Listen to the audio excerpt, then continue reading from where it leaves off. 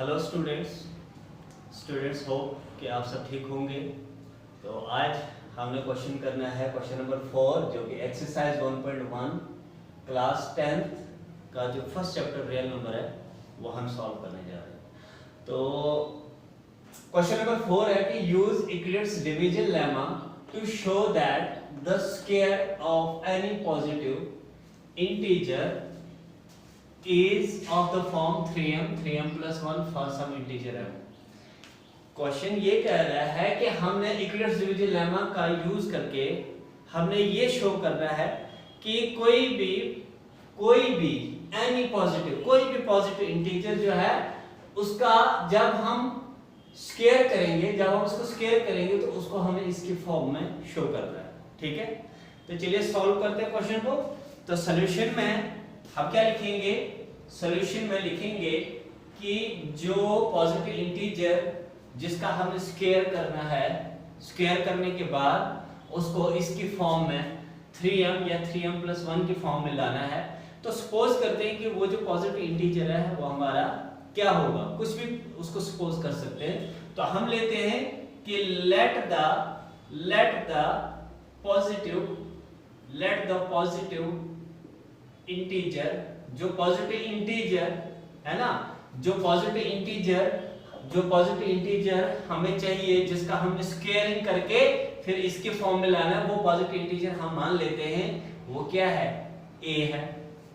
ठीक है, तो यूक्लिड्स डिवीजन लेमा के हिसाब से, यूक्लिड्स डिवीजन लेमा के पॉइंट ऑफ व्यू से अगर हम देखेंगे, अगर हमने a लेट किया तो हमें b की वैल्यू भी चाहिए, है ना। हमें पता है कि यूक्लिड्स डिवीजन लेमा क्या है, a = b + r, है ना। तो अगर पॉजिटिव इंटीजर को हम a लेट कर रहे हैं तो हमें b की वैल्यू भी चाहिए। तो हम b की वैल्यू जो है वो क्या मानेंगे कि जो b की वैल्यू है वो हमारी क्या है, वो हमारी 3 है ना। लास्ट क्वेश्चन में इससे जो सेकंड क्वेश्चन जो था उसमें भी मैंने बताया था आपको कि अगर यहाँ 4m की फॉर्म में शो करना होता, मींस कि अगर 3 की जगह 4 होता तो हम इसको 4 लेट करते, अगर 5 होता तो b की वैल्यू हमारी 5 होती। तो यहाँ 3 है तो इसलिए हम क्या करेंगे, एंड जो b है वो हमारा कितना है, 3 है। ठीक है, b कितना हमारा 3 है। नाउ अब ये कह रहा है कि यूज यूक्लिड्स डिवीजन लेमा, तो हम करेंगे by using Euclid's division lemma, हमने यूक्लिड्स डिवीजन लेमा का यूज करना है। तो यूक्लिड्स डिवीजन लेमा क्या है? यूक्लिड्स डिवीजन लेमा है a = bq + r, है ना। ये मैंने आपको रियल नंबर के इंट्रोडक्शन पार्ट में भी बताया हुआ है कि what does it actually mean, है ना। मैंने आपको बताया था कि if two whole numbers exist there must be quotient and remainder।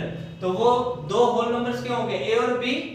तो जब हम a और b को सॉल्व करेंगे तो वहां क्वोशिएंट और रिमाइंडर भी हमारा हो सकता है, वो मैंने इंट्रोडक्शन पार्ट में आपको बताया हुआ है। तो चलिए स्टूडेंट्स, अब यूक्लिड्स डिवीजन लेमा कहता है कि a = bq + r, और r का क्राइटेरिया, r की कंडीशन क्या कह रहा है कि r क्या होगा, ग्रेटर देन इक्वल टू 0 होगा, बट लेस देन किससे होगा, b से। ठीक है, तो ये इसकी कंडीशन है। ठीक है, तो इट इंप्लाइज जो हमारा रिमाइंडर है, या जो रिमाइंडर है ग्रेटर देन इक्वल टू 0 होगा, लेस देन b, तो b हमारा क्या है, 3 है ना। तो इसका मतलब है कि जो रिमाइंडर हमारा वो लेस देन 3 है, तो लेस देन 3 क्या होगा, 2, लेस देन 3 क्या होगा, 1, लेस देन 3 क्या होगा, 0, है ना। इससे नीचे नहीं जाएंगे क्योंकि इसने बोला एनी पॉजिटिव इंटीजर, पॉजिटिव। ठीक है, तो चलिए आप देखिए, तो पॉसिबल वैल्यूज जो हमारी आई,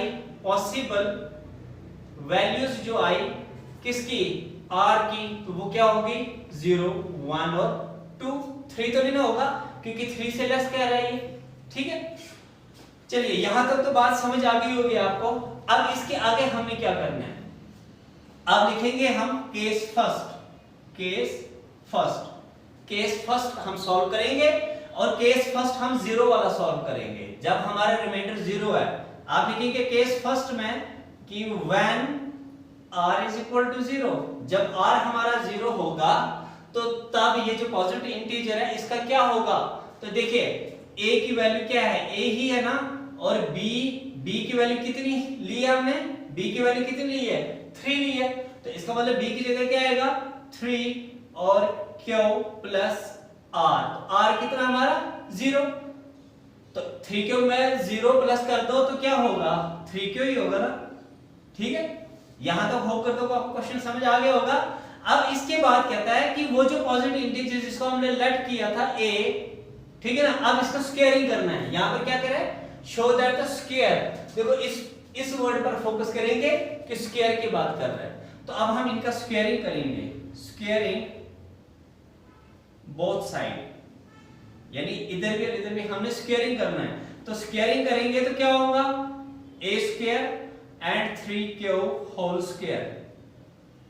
तो a स्क्वायर का स्क्वायर होगा और 3 का स्क्वायर कितना होता है 9, 3 स्क्वायर मींस 3 मल्टीप्लाई बाय 3 है ना, तो 3 3 से 9, तो हम क्या करेंगे 9 और q का स्क्वायर q स्क्वायर होगा। ठीक है, अब यहां अगर आप फोकस करेंगे तो यहां कह रहा है 3m के फॉर्म में लाओ, इसको 3m के फॉर्म में लाना है।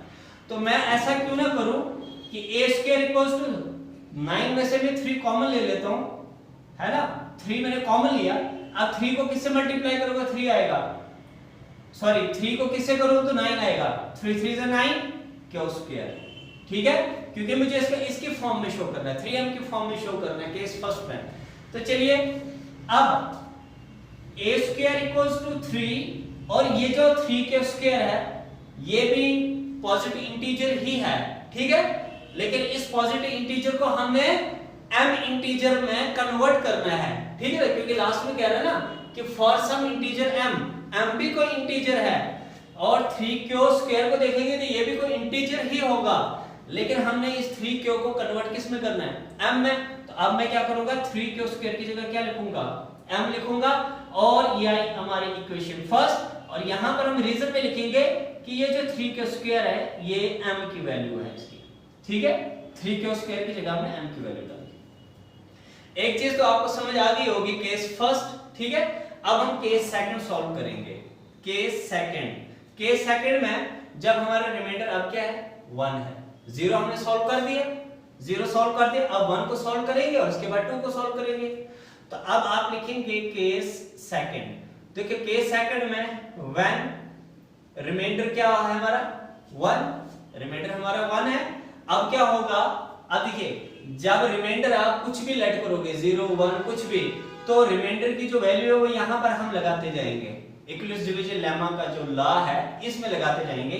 अब देखिए यहां पर a इक्वल्स टू b, तो b क्या है हमारा, अगेन b इज 3, तो हम b की जगह 3 लिखेंगे, q प्लस r कितना लिया अब हमने 1। ठीक है, अब जैसे यहां हमने स्क्वायरिंग किया था ना, यहां पर भी हम क्या करेंगे स्क्वायर करेंगे। ध्यान से समझना, बिल्कुल ध्यान से समझना, बहुत इजी क्वेश्चन है, बहुत आसान सिंपल सा क्वेश्चन है। तो अब क्या करेंगे, जहां जैसे यहां पर हमने स्क्वायरिंग किया यहां पर भी करेंगे, तो करिए a square equals to 3q plus 1 का होल स्क्वायर। अब यहां पर जो है, यहां पर सिर्फ सिंपल था 3q, लेकिन यहां पर 3q के साथ में क्या 1 है। तो अगर आप यहां पर गौर से देखेंगे तो यहां पर आइडेंटिटी बनती है, कौन सी आइडेंटिटी, a प्लस b का whole square which is equal to a square plus b square plus 2ab, है ना, इसी के इक्वल है ना। तो या आप इसको लिख सकते हैं a square plus 2ab plus b square, वैसे भी लिख सकते हैं, कोई इशू नहीं। तो अब देखिए a square equals to, अब देखिए a की वैल्यू हमारी 3q है, b की वैल्यू कितनी है 1 है ना। अब हमने वैल्यू यहां इक्वल टू के आगे अप्लाई करनी है, तो a की वैल्यू कितनी है 3q स्क्वायर प्लस b की वैल्यू कितनी है 1 स्क्वायर प्लस 2 मल्टीप्लाई में 3q और 1, तो a स्क्वायर इक्वल्स टू 3 का square again 9q square plus 1 का स्क्वायर 1 प्लस 3 टू 6 6 1। ठीक है, 3 टू 6 6 1 6। तो अब q वाली जो टर्म्स है उनको मैं एक साथ लिखूंगा, a square equals to 9 q square plus 6 q, और क्यू वाली टर्म्स को मैं ब्रैकेट से सेपरेट कर दूंगा और प्लस 1। ठीक है, अब यहां अगर आप फोकस करेंगे तो यहां पर मुझे आप चाहिए 3m प्लस 1, है ना, इसकी फॉर्म में मैंने इसको लाना है। तो देखो ये भी 3 का मल्टीपल है, 9 भी 3 का मल्टीपल है और 6 भी 3 का मल्टीपल है।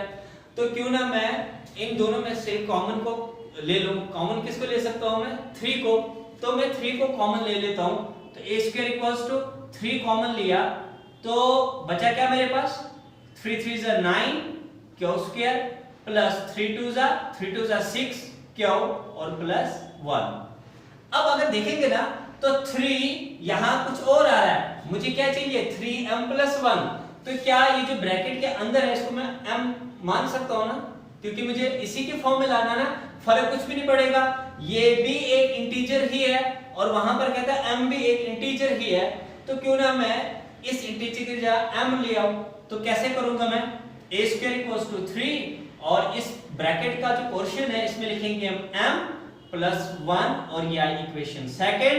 और यहां पर हम मानेंगे कि ये जो this 3 square plus 2 is suppose to be m। Hope कि यहां तक आपको क्वेश्चन समझ आ गया होगा।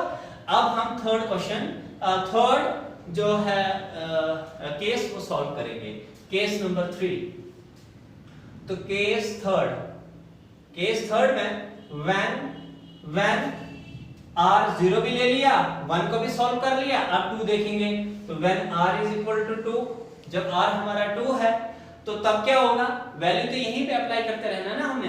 तो तब क्या होगा? a equals to b। तो b कितना हमारा? अगेन 3। जो केस सेकंड में किया वही केस थर्ड में भी करना है, सेम टू सेम। तो देखिए a कितना है? a ही है, इक्वल्स टू b। b की वैल्यू कितनी है? 3 है। तो b की जगह 3 और साथ में क्या आएगा? q और प्लस r मींस रिमाइंडर। अब रिमाइंडर हम क्या ले रहे हैं? 2 ले रहे हैं ना, तो अब 2 ले लेते हैं। अब क्वेश्चन कहता है कि स्क्वायर करो, तो स्क्वायरिंग करना पड़ेगा। तो स्क्वायरिंग बोथ साइड, हम स्क्वायरिंग कर रहे हैं दोनों साइड। तो a square equals to 3q plus 2 whole square. Again here comes the identity, है ना, identity which is a plus b whole square which is equal to a square plus b square plus 2ab। okay, now let us compare this a with this question. So here the value of a is 3q and value of b is 2. Now what we are going to do? We are going to apply this value of a and b in this portion. okay, तो अब यहां पर हम value लगाएंगे। तो a की value कितनी है? a की वैल्यू कितनी है? 3q स्क्वायर प्लस b की वैल्यू कितनी है? 2 स्क्वायर प्लस 2 मल्टीप्लाई में a कितना हमारा? 3q और b में क्या है? 2। ठीक, अब देखिए a square equals to 3 square हो गया 9q स्क्वायर प्लस 2 स्क्वायर हो गया 4 and 2 multiply by 3 6 multiply by 2 12q। अब देखिए जो सेम टर्म्स है, यानी जो वेरिएबल सेम टर्म की जो सेम वेरिएबल्स की जो टर्म्स हैं उनको हम सेपरेट करेंगे। तो यहां पर a square equals to 9q square plus 12q and plus 4। तो यहां पर थोड़ा सा ट्विस्ट करना पड़ेगा। 9q स्क्वायर प्लस 12q ध्यान देंगे, यहां पर ध्यान देंगे। मुझे यहां पर चाहिए किसमें? 3m की फॉर्म में चाहिए मुझे। अगर मैं देखूं ये 3 का मल्टीपल है, ये भी 3 का मल्टीपल है, बट अगर 4 देखेंगे तो 4 जो 3 का मल्टीपल नहीं है। तो कुछ ऐसा कर सकता हूं मैं, इसको मैं 3 प्लस 1 लिख लूं। 4 को मैंने तोड़ के 3 प्लस 1 कर दिया। मैं 2 प्लस 2 भी कर सकता था, बट 2 जो है वो 3 का मल्टीपल नहीं है, तो 3 प्लस 1 कर दिया। ठीक है, तो ताकि मैं इसमें से कॉमन ले सकूं 3 को। और अब देखिए इसको मैं ब्रैकेट से सेपरेट अगर कर दूं आपके कन्वीनियंस के लिए, आपके कंफर्ट के लिए, अगर मैं इसको अलग कर दूं तो अब क्या होगा? देखिए 3 के टेबल में ये तीनों 3 के मल्टीपल हैं, तो मैं 3 को कॉमन ले लूं तो क्या होगा? 3 3 9q square, 3 4 12q plus 3 1s are 3 plus 1. Again, a square equals to 3. This portion will be called as m. Okay, the portion which is inside the brackets will be considered as 1. M plus 1. This is equation third. And here let us suppose this 3 cube square plus 4 cube plus 1 is equal to what? m. Now अगर आप देखेंगे students, हमने इसको 3m की form में भी लाया और 3m plus 1 की फॉर्म में भी ले आए, है ना? तो अब क्या होगा, क्वेश्चन सॉल्व हो गया। कंक्लूजन में कंक्लूड करेंगे आप क्वेश्चन को, तो from equation first, second and third, अब मेरे पास यहाँ स्पेस नहीं है, यहाँ स्पेस थोड़ा कम रह गया, तो equation first, second and third, इसके आगे लिखेंगे from equation first, second and third, यहां से आगे लिखेंगे आप please, the square of any positive integer is either of the form 3m or 3m plus 1 for some integer m. ये इसके कंक्लूजन में आप लिखेंगे ये वाला पोर्शन यहां से लेकर यहां तक। ये इसलिए नहीं लिख रहा हूं क्योंकि यहां स्पेस अवेलेबल नहीं है। तो होप करता हूं कि आपको को ये क्वेश्चन बहुत अच्छे से समझ आया होगा, और अभी हम नेक्स्ट वीडियो में जो है क्वेश्चन नंबर 5 को सॉल्व करेंगे। Thank you so much.